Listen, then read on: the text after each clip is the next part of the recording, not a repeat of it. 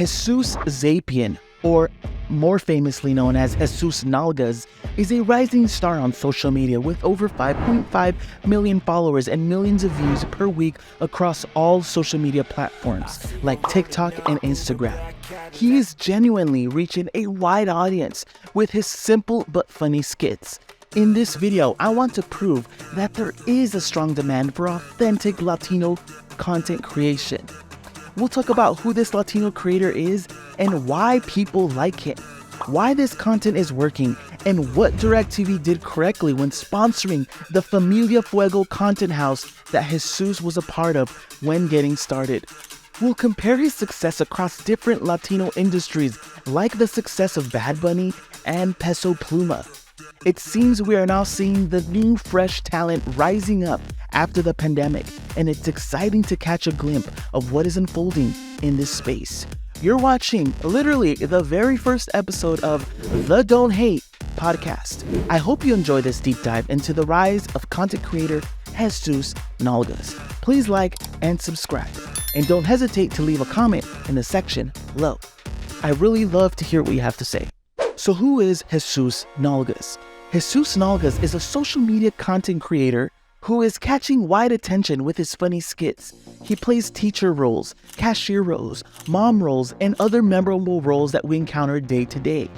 Beyond the comedy of these skits, what makes his videos so relatable is his nuance, the verbiage, and the actions and wordings that relates to the Latino community. The way we have experienced teachers, or even the way our moms have approached homework after school. It's almost as if his skits unlock a nostalgic memory for Latinos, millennials, and Gen X. So why do people like him? People like him because he's very funny, and watching one of his videos will literally make you laugh out loud, which is hard to do these days after so many people have been desensitized on social media. So does this prove that the Latino market is more than just a niche market? It's not only fresh to see Latinos rise up in the community, it's also fresh to see Latino experiences projected in such a massive way. Stories that would never have been picked up by networks or even approved by your script writers.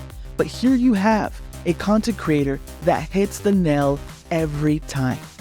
So why is this type of content working? I personally think it's because it feels authentic and homey.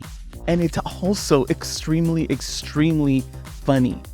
One of the things that DirecTV did correct was sponsor the Familia Fuego content house in Hollywood. I think this was a true action to truly put your money where your mouth is. As mostly every company talks about inclusion, but do we truly see them authentically pursue this, or do they shove some whitewashed Latino story down our throats?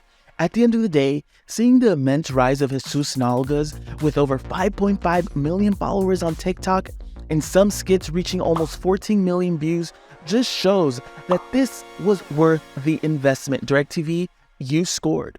When done correctly, it can be such an amazing hit and reach a wide group of people. With this, we can also compare other rising Latino creators like Bad Bunny and recent rise to fame Peso Pluma, both taking Latino sounds and authentically recreating them in unique ways.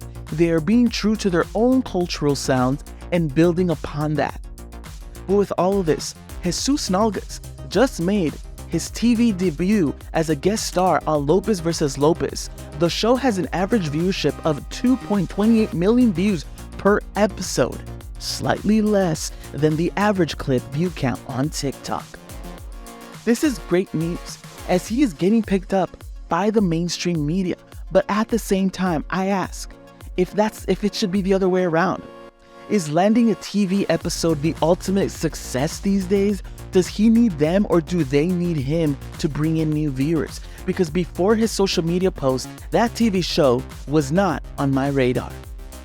Ultimately, it's good to see Latino talent rise to the top and shatter charts, as it's an indication that we're not a niche community, but a growing demographic with growing demands for full representation. Anyways, guys, I hope you like this podcast. This was an episode brought to you by T-Lux Media. Thanks for watching, and remember, don't hate, appreciate. Bye.